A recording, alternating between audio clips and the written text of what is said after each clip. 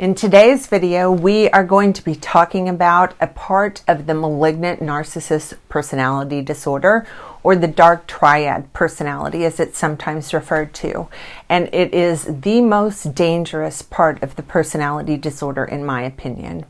Today we're talking about something called Machiavellianism, and we're going to discuss exactly what that means and how it presents itself in the behaviors of the malignant narcissist dark triad personality.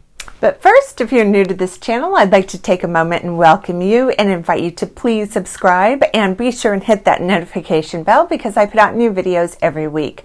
Also, if you are interested in private one-on-one narcissistic abuse recovery coaching with me, please visit my website or send me an email. Both are linked in the description below.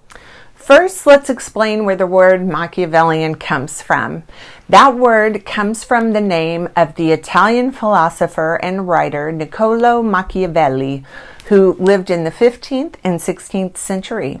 Machiavelli is famous for a book he wrote. It's titled The Prince, which it explores the nature of power and politics in his day and age.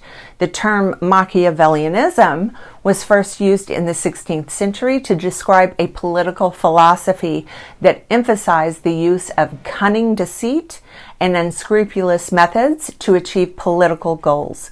Over time, the term came to be used more broadly to describe any behavior or attitude that is characterized by a ruthless focus on one's own interests and a willingness to manipulate others to achieve those interests. Today, the term is used in psychology to describe a personality trait characterized by a focus on self-interest, manipulation, and a disregard for morality. That's why this particular part of the personality disordered individual is so dangerous, because these abusers are ruthless. They are lacking in conscience and solely interested in who and what they can take advantage of for personal gain. Essentially, these people do not have an internal moral compass that keeps your and my behavior honorable. So now let's define the different dangerous personality traits of an abuser with Machiavellianism. Some of the key traits that are commonly associated with Machiavellianism is, number one, this is no surprise, lack of empathy. Narcissistic Machiavellians have a profound lack of empathy for others. They may struggle to understand or relate to other people's emotions and needs, and may use this lack of empathy to justify their behavior. Number two, grandiosity. Narcissistic Machiavellians may have an inflated sense of self-importance and believe that they are superior to others. They may seek out admiration and praise from others and may be highly preoccupied with their own image and reputation.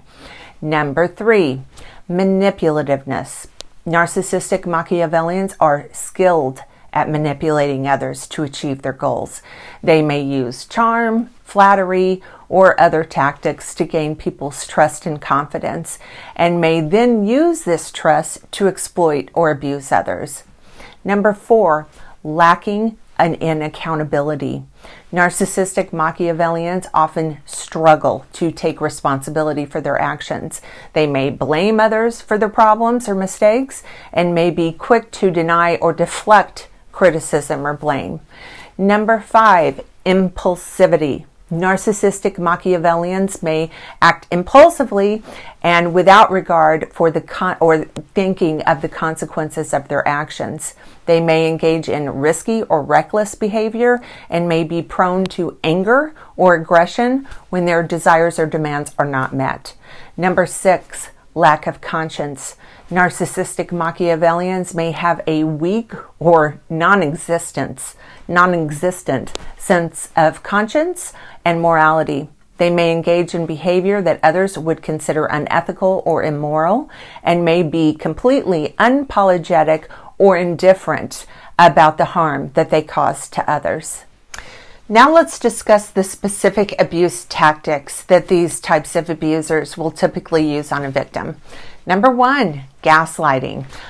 This is a tactic where the abuser makes their victim doubt their own perceptions, memories, and even their sanity. They may deny things that they said or did, or twist the truth to make it seem like the victim is imagining things. Number 2, triangulation. This is a tactic where the abuser involves a third party to create drama and tension in the relationship. For example, they may talk negatively about the victim to a friend or family member, or flirt with someone else to make the victim jealous. Number 3, projection. This is a tactic where the abuser accuses the victim of doing things that they themselves are guilty of. For example, if the abuser is cheating, they may accuse the victim of being unfaithful. Number 4, blame shifting. This tactic is where the abuser blames the victim for their own bad behavior. For example, if the abuser becomes angry and hits the victim, they may blame the victim for making them lose control. Number 5, isolation. This is a tactic where the abuser tries to isolate the victim from friends and family. They may discourage the victim from spending time with others or spread lies about them to make others avoid them. And number 6, threats and intimidation. This is a tactic where the abuser uses fear to control the victim. They may threaten to harm the victim or their loved ones or ruin their reputation. Number 7, love bombing. This is a tactic where the abuser overwhelms the victim with affection and attention in the early stages of the relationship. This is done to create a sense of dependency and a loyalty in the victim. And number 8, smear campaigns, where the abuser deliberately tries to ruin the victim's reputation and good name throughout the community, using usually disgusting lies or gross exaggerations. So now let's talk about the emotional and psychological toll that is common for the victim of this type of abuser to experience, because the toll this takes on a victim can be extremely significant and long-lasting.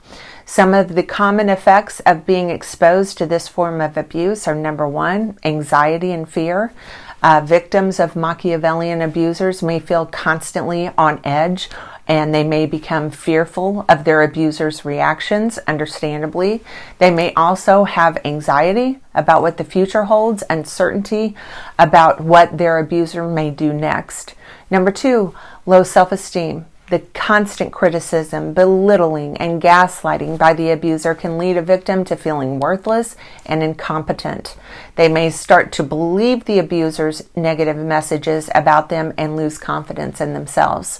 Number 3, depression.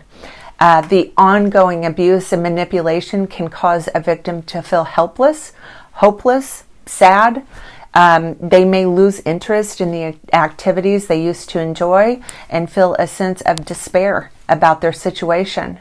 Number 4, post-traumatic stress disorder.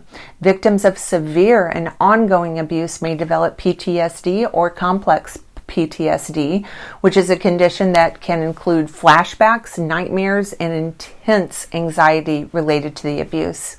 Number 5, isolation. The abuser may try to isolate the victim from friends and family, which can lead to feelings of loneliness and social disconnection. Number 6, your physical health. Physical health problems. The ongoing stress and fear associated with being in an abusive relationship can lead to physical health problems, such as digestive problems or chronic pain, headaches. Number 7, difficulty trusting others. The betrayal and the manipulation by the abuser can lead a victim to struggle with trusting others in the future.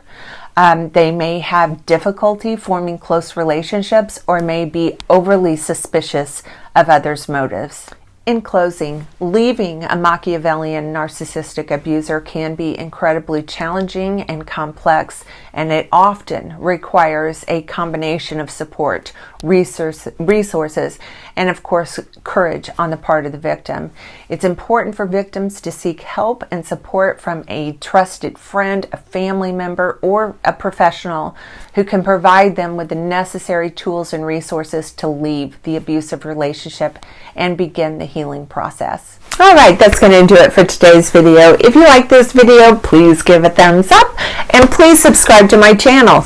Also, follow me on my other social media platforms. The links are in the description below. Thanks for watching, everyone.